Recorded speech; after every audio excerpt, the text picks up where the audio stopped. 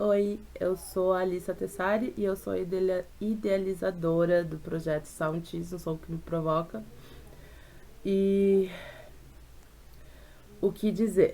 Primeiramente, a ideia surgiu de uma vontade própria, de uma curiosidade minha quanto artista de burlesco, em querer experimentar como que seria possível fazer essa arte dentro de um sem o visual dela, sem porque um número de burlesco é algo extremamente visual, a gente tem a música, a gente tem o figurino, tem vários elementos e muito do jogo em cena acontece pelo contato com o público, com esse olhar do público.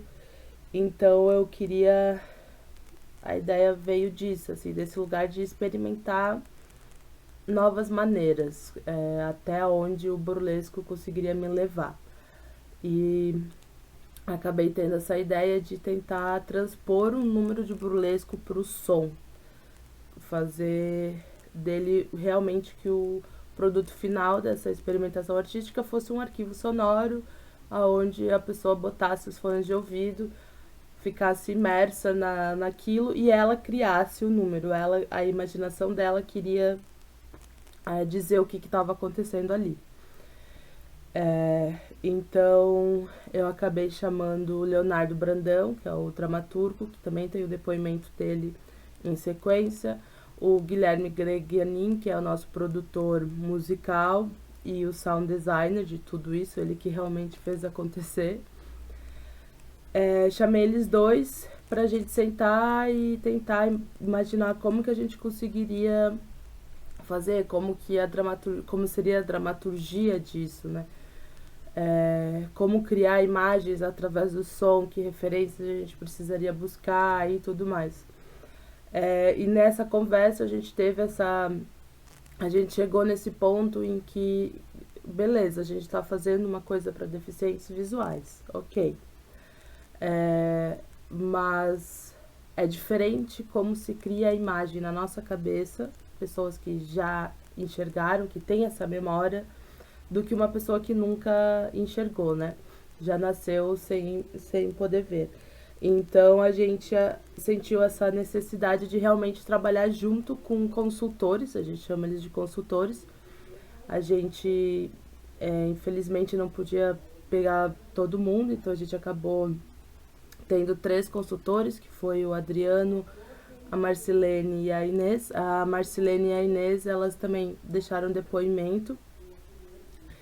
E basicamente era entender melhor esse mundo que a gente estava querendo experimentar e criar algo, né? Entender tipo, como que é o processo da imagem, como que sons que tem mais afinidade, tem menos afinidade e tudo mais. E a presença deles no projeto foi fundamental, porque eles realmente foram nos guiando, assim, eles foram o nosso norte para esse projeto, dizendo, até a ideia, né, que, tipo, claro, cada pessoa parte de uma referência, enfim. Isso eu acho que foi uma grande loucura, talvez, da nossa parte, em querer fazer uma coisa que não existe. Esse número que a gente fez, ele não existe. Cada pessoa cria de algum lugar a partir das suas referências, da sua imaginação. Então, chegou um ponto onde a gente estava pesquisando sons e gravando que a gente ficou, tá, isso vai ser muito subjetivo, a gente vai se perder nesse meio também, né? Então o Léo acabou falando, não, do ponto de vista da dramaturgia, é importante que a gente tenha âncoras. Então a gente acabou botando umas âncoras, dramaturgas, a gente chama assim, que são sons que, por mais que tu crie uma coisa diferente, mas é algo que te puxa para uma realidade, né? Por exemplo, o som de falas, de conversa, alguém te dizendo, tem um lugar sentado no bar, então tu sabe que tu tá no bar, o som do poker, esses sons que são mais reais e concretos, que, tipo, independente de como tu imaginar criar essa cena, ele te traz para uma realidade. Então a gente começou primeiro criando esse espaço, esse cabaré, esse puteiro, enfim, esse lugar, através desses sons, dessas falas que ancorasse o espectador no nosso mundo, né? Então, todos os sons a gente que gravou, a gente acabou criando o bar mais ou menos na medida da minha sala de estar. O microfone não se mexia, ele era o espectador que estaria parado vendo tudo isso, então a gente foi gravando ao redor para realmente fazer essa imersão, fazer essa dramaturgia 360 e e ao mesmo tempo tentar trazer elementos do burlesco para esses sons, para essas falas que teriam nesse espaço, né? Então a gente botou algumas falas que fossem irônicas, cômicas, com teor um pouco sexual, duplo sentido, debochante. Enfim, a gente tentou ir realmente transcrevendo um número de burlesco pro som, né? E, e depois disso, a gente foi criando realmente, né, essa dramaturgia. A gente fez o que está em anexo também, tipo, como se fosse um esqueleto dramatúrgico, onde a gente basicamente numerou qual que seria a sequência dos sons, onde que viria, o que viria cada coisa e tal, para a gente também não se perder na nossa ordem e nas ideias que a gente estava tendo. Então, a gente decidiu fazer um solo de vedete, realmente, né? Como se tivesse um solo de burlesco dentro desses 8 minutos, 7 minutos e pouquinho, que foi o resultado final. E que fosse algo realmente sensorial, que provocasse, que levasse a pessoa para outros mundos, assim, outros lugares, que realmente saísse daí do real, né? Dessa figura. Então, a gente foi experimentando trazer sons de chaleira, coisas que remetessem a outros mundos e foi mixando junto com sons mais básicos, assim, eletrônicos, enfim. No solo a gente acabou usando a base do funk, do tango, para dar uma base mais dançante, mais de música mesmo, mais estimulante pro solo, e foi misturando alguns elementos, assim, trazendo algumas falas soltas, risadas da vedete, enfim, fomos criando para que realmente levasse a pessoa para um outro lugar, assim, bem diferente, como se aquele momento do solo, né, a pessoa realmente pudesse soltar a imaginação. Eu acho que se a gente tivesse um pouco mais de tempo, eu acho que talvez a gente conseguiria ter pesquisado mais, ter organizado mais. Foi uma pesquisa muito legal, foi muito complexo, assim, muitas coisas que na nossa mente parece que fazia total sentido, mas quando a gente ia pesquisar ou falar para o outro, parecia super confuso. A gente teve o apoio também das meninas da SIC e acabou tendo um desdobramento desse projeto, que foi uma oficina de burlesco que eu fiz para a SIC, para os deficientes visuais, né? E foi muito legal, foi maravilhoso levar essa arte para eles e eles entenderem o corpo deles de uma outra maneira que eles estão acostumados, realmente se sentirem sexy, se sentirem bonitos e maravilhosos, e foi muito legal, assim. Eu acho que o burlesco é uma arte que tem muita potência e eu acho que foi isso, assim. O Sound Cheese foi um projeto bem desafiador, bem intenso. A gente fez em poucos meses e foi bastante informação, bastante pesquisa, de realmente procurar o som certo, ouvir o que os consultores tinham para dizer, porque às vezes a gente achava que uma coisa ia funcionar, para eles não funcionava de jeito nenhum, não adiantava, tinha que refazer. E enfim, mas foi um trabalho muito legal. Eu espero que vocês gostem. E em sequência virá os depoimentos, né, de quem participou, como eu falei, do Leonardo, do Guilherme, da Inês e da Marci. E depois eu ainda adiciono alguns elementos, algumas imagens e fotos da nossa dramaturgia. Muito obrigada, até mais.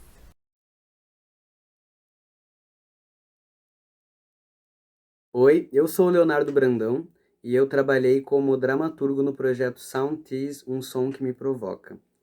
Dentro da dramaturgia, a gente partiu da ideia de dramaturgia 360, que seria basicamente uma dramaturgia ambiental, onde o nosso foco não era criar uma história, uma narrativa com início, meio e fim, mas sim criar a experiência de estar dentro desse ambiente que é um cabaré. Então, a partir disso, a gente passou a investigar então o que estaria dentro, né? O que iria compor esse ambiente e é onde a gente chegou na ideia da mesa de pôquer, do bar e do palco e também o próprio salão, né? Que era o cabaré que engloba todas essas coisas. E dentro disso, a gente foi decupando o que teria em cada um desses ambientes, tanto objetos quanto ações e qualquer coisa que viesse na cabeça, assim, era um brainstorming bem para deixar a criatividade fluir e a partir disso a gente começaria a recortar. Então, quando a gente chegou no número legal de sugestões e coisas, a gente começou a pensar em quais seriam os sons que nos permitiriam identificar cada uma dessas ações ou objetos, né? A ideia de ver com os ouvidos, né? O que nos permitiria ouvir uma ação, ouvir uma ficha de poker. Então a gente começou a listar todos os sons que nos permitiriam identificar aquelas objetos e as coisas que a gente havia listado. E aí, a partir disso, a gente pôde passar para a coleta dos sons e para o processo da composição e do sound design que foi trabalhado pelo Gui. Então, após ter feito essa organização das ações, e a gente partiu para essa etapa da captação, a gente foi também para a ideia da composição do solo, né? Onde a gente partiu de um eixo temático, eu diria assim, né? A gente estava pensando em sons que fossem agradáveis, sons que fossem prazerosos, sons que fossem gostosos de serem ouvidos. E, e como a proposta era ser mais abstrato mesmo e ter momentos que realmente nos levassem para uma experiência que descolasse do cabaré, a gente acabou caindo numa ideia que era muito mais próxima da composição musical e nos deu também uma liberdade grande de fazer essas propostas. Então, depois de feito tudo isso, o material vai para o Gui, e aí é interessante que na terceira etapa a, a dramaturgia tem uma reproposta, né? Que aí a partir dessa organização das ações, o Gui fez a composição dele em cima do solo, e E aí, quando esse material voltou para mim, eu ouvi essa composição e a partir disso eu escrevi a cena do espectador assistindo a esse solo, né? Fazer essa descrição, esse monólogo interno, dando conta de tentar traduzir de alguma maneira aquele material completamente subjetivo. Então isso foi bem interessante e foi muito legal o contraste entre essas duas coisas, né? Porque a gente tinha no solo esse material subjetivo e ao mesmo tempo a ideia da dramaturgia do ambiente era ser algo bastante identificável, né? Algo bem concreto, algo que trabalhasse com o referencial que as pessoas têm do que é um cabaré e também trazer uma referência um pouco mais nacional, algo mais regional mesmo, não fugir um pouco dessa ideia do cabaré clássico, do jazz, dos anos 20, sei lá. E então essa ambientação ela era mais concreta mesmo, e essas duas coisas coexistiram. E após isso, quando a gente partiu para a ideia da escrita, também surgiu uma questão que foi bem importante durante todo o processo, foi como tornar o projeto como um todo acessível para o público cego. Então, a ideia de escrever uma peça que não utilizasse tanto dos códigos visuais, né? Porque geralmente o que a gente tem na dramaturgia são alguns códigos visuais, né? O itálico na rubrica, caixa alta nos nomes, enfim, né? Se utiliza bastante esses códigos visuais no processo de escrita. Então a minha ideia foi trazer uma adaptação desses códigos para que ele seja mais amigável aos aplicativos de leitura de tela que os cegos costumam utilizar. Então, nesse momento, a gente criou algumas propostas de escrita da cena e passou para os nossos consultores para que eles pudessem ver qual que era melhor e tornava mais clara a leitura no aplicativo deles. E aí, a partir disso, a gente chegou num modelo e escreveu de modo completamente adaptado para que, se um dia um diretor cego quiser ler essa peça e montar, ele vai conseguir consumir esse material sem nenhum problema. Então, de modo geral, eu acho que esse foi o processo dramatúrgico e foi uma experiência bem interessante, bem nova. Eu nunca tinha escrito dessa maneira e bem gratificante de poder estar acessando novos públicos e conhecendo outras formas de fazer isso que a gente faz sempre, né? Então, foi um excelente projeto.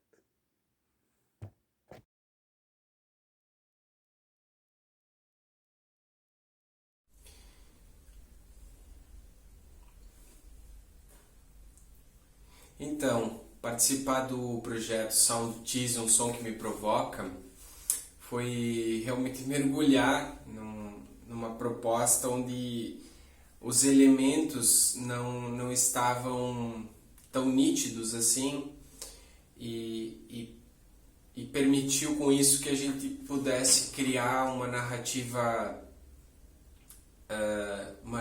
específica, uma narrativa única, utilizando desses elementos do som, desse desenho do som, nesse formato de trajeto, né? O trajeto sendo composto por sons pré-fabricados, né?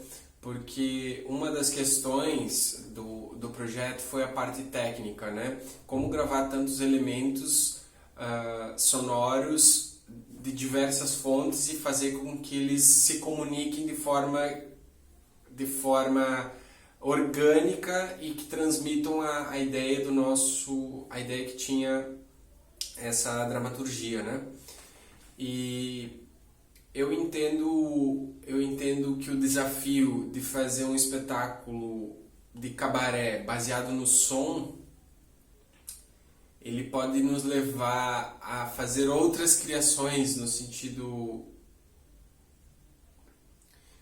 que uma prática clássica pode ser explorada de várias maneiras e fazendo com isso e trazendo consigo várias outras, muita novidade nessa forma de ver um espetáculo que tem já uma forma de espetáculo tão clássica, né?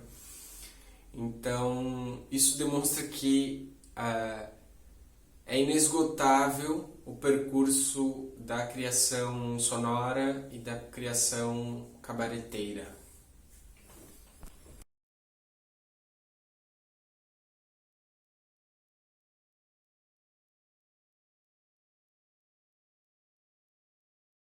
Calma. Parar gravação. Volume de notificação definido para 0%. Pode ir. Eu sou Inês Berlanda Seidler. Eu participei como consultora do projeto de Sontize. Também tive uma fala na peça. E depois como ouvinte também, né, participando, ouvindo e contemplando todo o processo montado. Achei bem interessante. Todas as três experiências para mim foram bem ricas, né? De estar auxiliando, dizendo o que funciona, o que não funciona, depois de estar também gravando a fala, e depois também como ouvinte, vendo a peça como um todo e percebendo depois do retorno das pessoas como cada um interpretou a seu modo aqueles sons que provocaram, que instigaram a imaginação, que fizeram com que cada pessoa interpretasse de um jeito e que colocaram as pessoas que enxergam e as que não enxergam na mesma condição de ouvir os sons e de trabalhar dando asas à sua imaginação. Pronto. Para a gravação.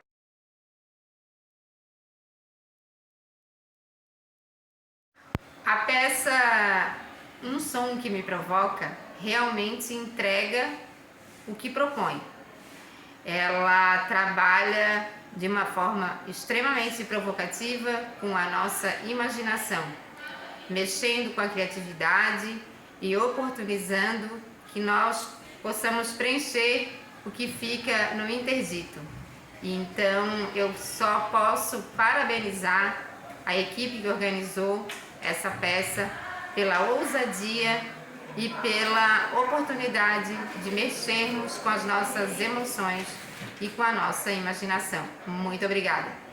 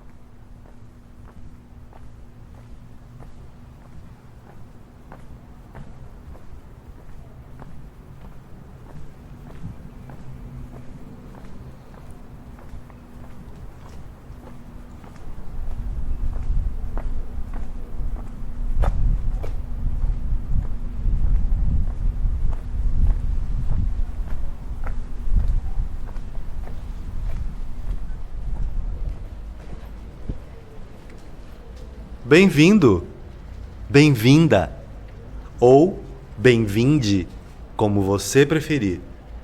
Você está prestes a experimentar Sound Cheese, um som que me provoca. Este delicioso espetáculo foi selecionado pelo edital Aldir Blanc 2021, executado com recursos do governo federal e Lei Aldir Blanc de Emergência Cultural por meio da Fundação Catarinense de Cultura. Sem mais delongas, abra bem os seus ouvidos, escute seus desejos mais íntimos e aproveite o número de nossa grande estrela.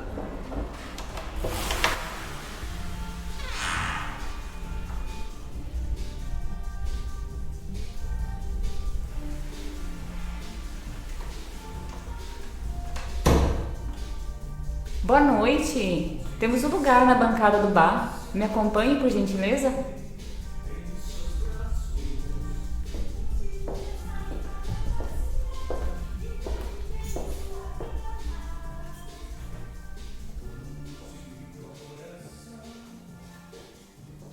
A ação está com o senhor. Então vamos lá, né?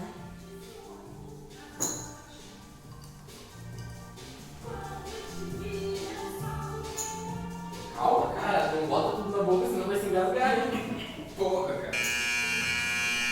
Tá mamando uma atrás da outra desde que você entrou aqui, né? Percebeu? Eu saí pra me estragar. Todo mundo. Mas como eu ia dizer, eu ouvi a cabeça que eu fora.